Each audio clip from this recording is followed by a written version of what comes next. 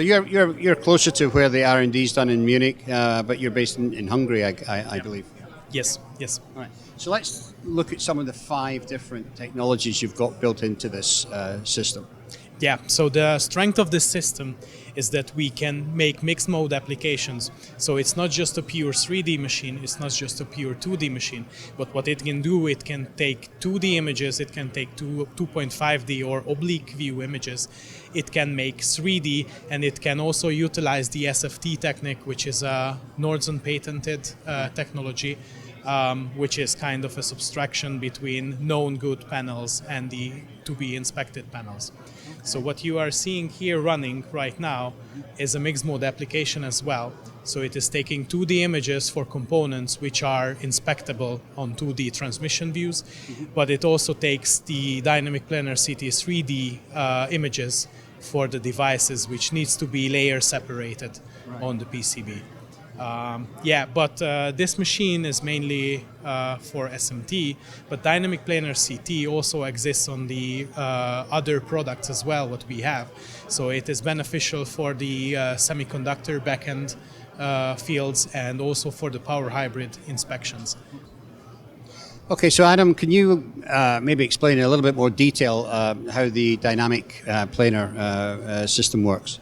Yeah, so the dynamic planar CT system is doing a stopless motion with the table and the detector.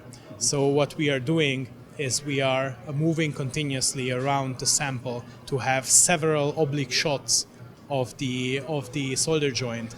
And from these oblique shots, there is a reconstruction algorithm that will create a 3D volume, what we can slice up, and then we can take out the slices which are interesting for us.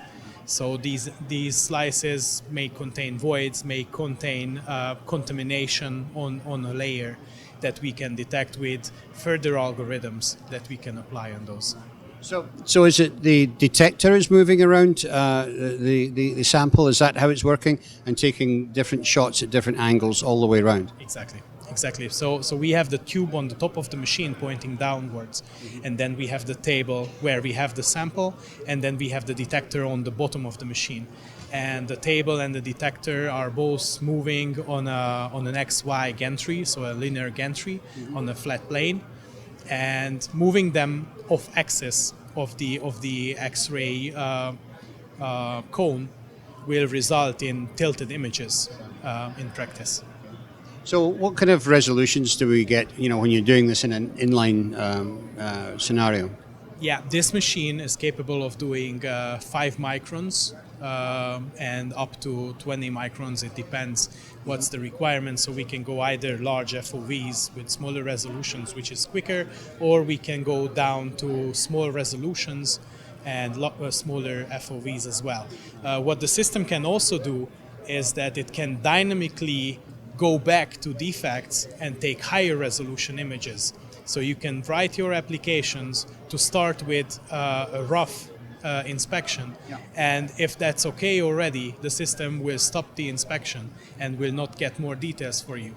But if it suspects a defect, it will go back to the joint with higher resolution, so it will spend some more time, and we are talking about a couple seconds here. But with those couple of seconds, it will acquire high-definition images, which can help operators in their decision after the automatic inspection. Well, it certainly sounds like a very versatile piece of equipment. What is the model number that you call this? Is this the model number is X3. So this is what we call X series, but we mainly have the X3 machine now on the portfolio.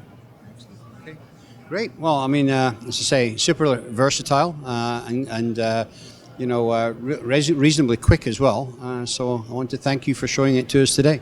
Yeah, thank you very much also for the opportunity.